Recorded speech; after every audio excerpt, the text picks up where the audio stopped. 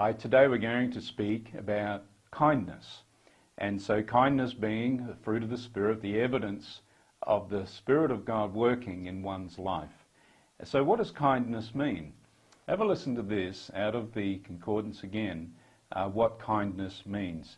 It means goodness in action. And so, you ever heard the word or someone say, gee, that's a kind person, that person is so kind.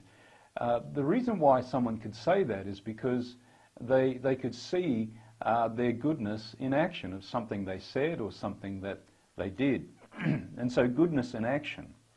It also means sweetness of disposition. In other words, I like the expression sweetness, and so, if I could reverse that, could you imagine then bitterness of disposition? But no, it's saying here sweetness of disposition. In other words, it's attractive.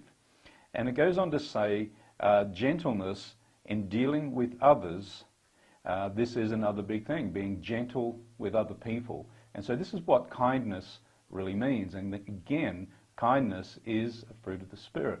And it works so against or so contrary to the works of the flesh. And so gentleness in dealing with others.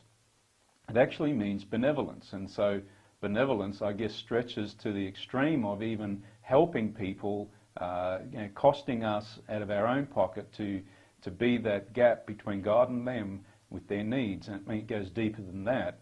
But it actually means the word describes the ability to act for the welfare of those who are at the same time are taxing your patience. Now that's a good one.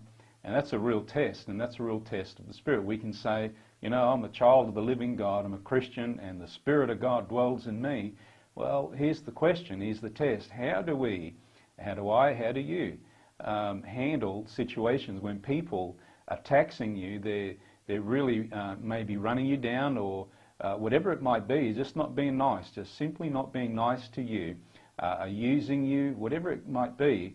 How do we treat them? How do we deal with them? Because it's saying here that kindness, a person that is operating in the spirit of kindness, they will actually act for the welfare of those who are taxing them, especially their patience. And so, have you ever had anyone that really has tested your patience?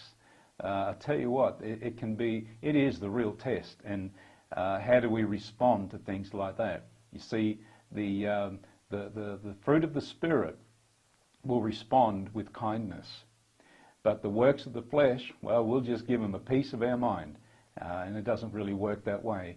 And we can see that the works of the flesh never really builds relationships at all. It destroys them. But we see here the fruit of the Spirit is about, like we spoke about peace the other day, that peace, it's about joining people together, having wholeness between two parties or more people.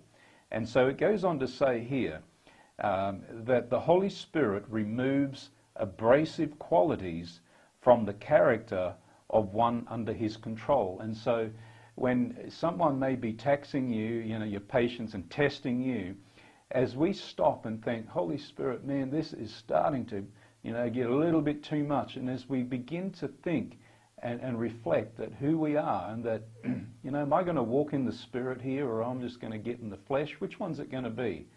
But yet when we choose to yield to walk in the Spirit, it's there where the Holy Spirit says, I'll give you a hand to remove those abrasive qualities that are starting to come out of you, and we'll remove them so that you can continue with your long-suffering and can continue with this benevolence toward people who are taxing your patience.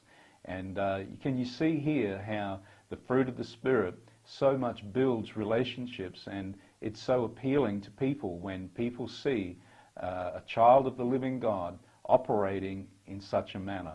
And it's very attractive to people, especially people who are searching for God. So anyway, that's kindness. It's something that it's a little bit more than just being nice to people. Kindness is really when the test comes, when the rubber meets the road, as to how we respond and how we react to people who are taxing our patience. Anyway, be blessed, and I'll see you tomorrow. Bye-bye.